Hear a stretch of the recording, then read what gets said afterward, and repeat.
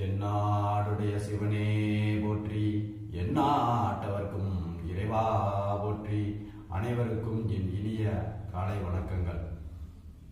இன்றைய பயிற்சி மூச்சு பயிற்சி. முதல்